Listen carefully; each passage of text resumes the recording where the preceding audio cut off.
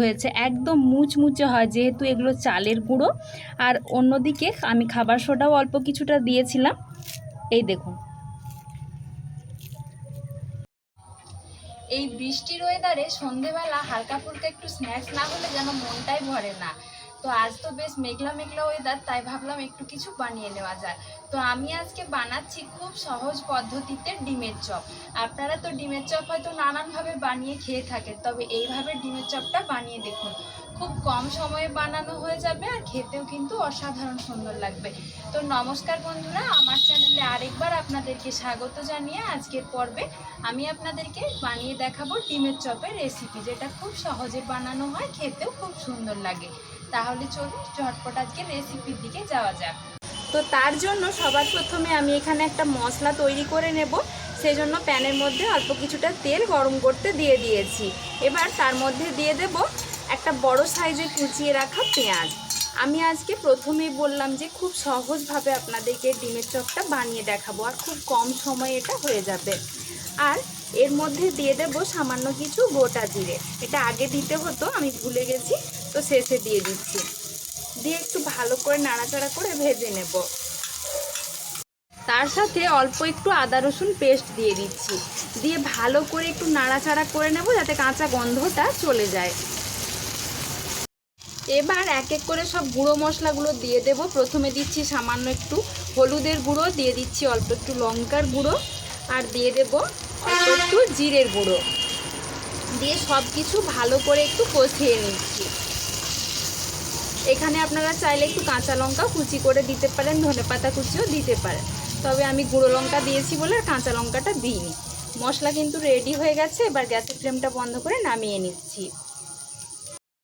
তো ডিমের চপ বানানোর জন্য আমি এখানে আগের থেকে অল্প কিছুটা আলু সেদ্ধ করে রেখে দিয়েছি, আর আলুটা কিন্তু আমি ভালো করে ম্যাশও করে নিয়েছি। এবার যে মশলাটা আমি রেডি করলাম সেটা আলুর মধ্যে সরাসরি দিয়ে দিচ্ছি, আর দিয়ে দেব পরিমাণ মতো লবণ। আমি কিন্তু আলু সেদ্ধ করার সময় লবণ দিইনি, সেটা মাথায় রেখে লবণটা দিতে হবে।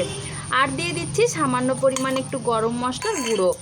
তার সাথে দিয়ে দেব 3টে সেদ্ধ করা ডিম। আমি যেহেতু ডিমের চপ বানাচ্ছি, তো ডিমটা তো আমার এখানে লাগবেই।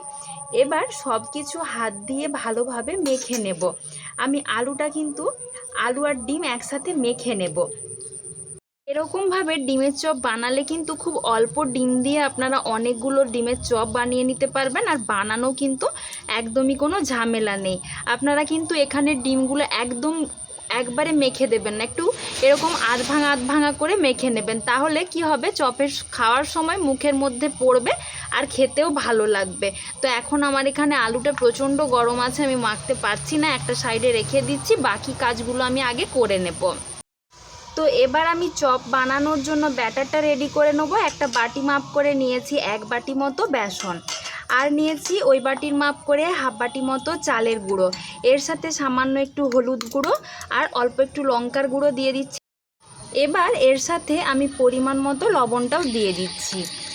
তারপর অল্প অল্প করে জল দিয়ে একটা মিডিয়াম ঘনত্বের ব্যাটার বানিয়ে নেব, যাতে খুব বেশি পাতলা না হয়ে যায়, আবার খুব বেশি গাঢ়ও না হয়, সেটা কিন্তু খেয়াল রাখতে হবে।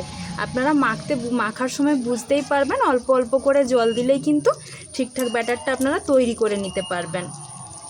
সাথে 1 চিমটে মতো খাবার সোডা দিয়ে দিচ্ছি। এতে করে কিন্তু চপগুলো অনেক বেশি মুচমুচে আর খাস্তা লাগবে, খেতেও ভালো লাগবে। আর ব্যাটারের ঘনত্ব আশা করছি দেখে বুঝতে পারছেন। আপনারা বাড়িতে যেভাবে আলুর চপ বেগুনের ব্যাটার বানান ওই রকম করে করলেই হবে। তো ব্যাটার কিন্তু আমার রেডি হয়ে গেছে। তো আলুটা আমি সুন্দর করে মেখে নিয়েছি। এবার এর মধ্যে থেকে অল্প অল্প করে নিয়ে আমি চপের আকারে প্রথমে তৈরি করে নিচ্ছি। এতে করে চপগুলো সবগুলো সমান আকারেরও হবে আর বানাতেও কিন্তু সুবিধে হবে। তো এটা কিন্তু করে নিলে ভালোই হয়। তো এরকমভাবে আমি ভাগ ভাগ করে নিচ্ছি। এর মধ্যে এভাবে নিয়ে একটু চ্যাপটা চ্যাপটা করে চপের মতো করে শেপ দিয়ে দেব।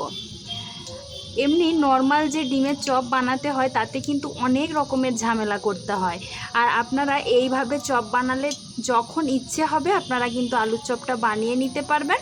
আর মাত্র কয়েকটা ডিম দিলেই কিন্তু অনেকগুলো পরিমাণে চপ আপনারা বানিয়ে নিতে পারবেন। একদমই সহজ পদ্ধতি এটা ডিমের চপ বানানোর।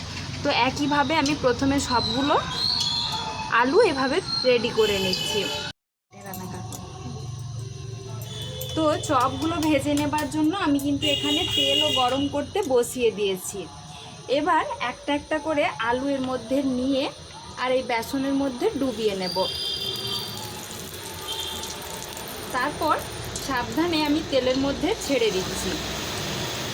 একইভাবে আবারও একটা নিয়ে তেলের মধ্যে দিয়ে দেব। ঠিক যেভাবে আমরা আলুর চপ ভাজি, এটা দেখানোর কিছুই নেই, আমরা তো বাড়িতে সকলে আলুর চপ ভেজেই থাকি, তো সেই রকম করেই কিন্তু দিয়ে দিতে হবে।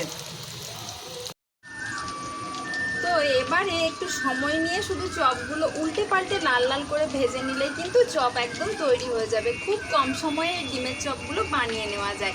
আর যেহেতু একটু খাবার সোডা দিয়েছি, তাই খুব অল্প সময়ের মধ্যেই কিন্তু লালও হয়ে যাবে। এই দেখুন, একটা চপ কিন্তু বলতে বলতে আমার রেডিও হয়ে গেছে।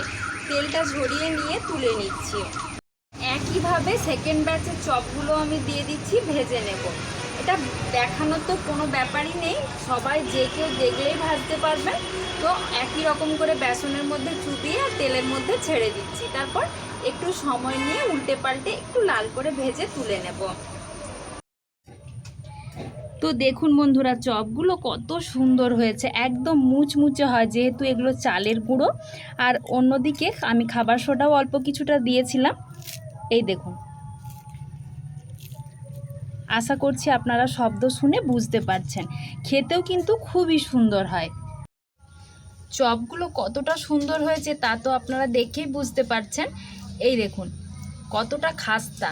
একটা আমি আপনাদেরকে ভেঙেও দেখিয়ে দিচ্ছি, ভেতর থেকেও দেখুন। অল্প অল্প ডিমেরও স্বাদ পাবেন, আলুরও স্বাদ পাবেন, আর চপটা কিন্তু খুব সুন্দর লাগে খেতে। অবশ্যই কিন্তু আপনারা বাড়িতে বানিয়ে দেখবেন। সন্ধেবেলা হালকা ফুলকা স্ন্যাক্স হিসেবে এরকম চপ বানালে খেতে কিন্তু খুব ভালো লাগবে। তো দেখুন বন্ধুরা, মাত্র কিছুক্ষণের মধ্যে আমি কতগুলো গরম গরম ডিমের চপ কিন্তু বানিয়ে নিয়েছি। এগুলো বানানো যেমন সহজ আর খেতে তেমনি তেমনই সুন্দর হয়। আর মাত্র কয়েকটা ডিম থাকলে আপনারা একদম বাড়ির সকলের জন্য এই চপগুলো চটজলদি বানিয়ে নিতে পারবেন। দেখলেন তো, অল্প সময়েই বানানো হয়ে যায়। তো আমার আজকের এই ডিমের চপের রেসিপি আপনাদের কেমন লেগেছে কমেন্টে জানাতে ভুলবেন না। ভালো লাগলে একটা লাইক ও শেয়ার করে দেবেন। আর এরকম নতুন নতুন রেসিপির আপডেট পেতে হলে অবশ্যই চ্যানেলটা সাবস্ক্রাইব করে আমার সাথে থাকবেন। আজকের মতো এই পর্যন্তই, আবার দেখা হচ্ছে নতুন কোনো রেসিপি নিয়ে। সবাই ভালো থাকবেন, সুস্থ থাকবেন, ধন্যবাদ।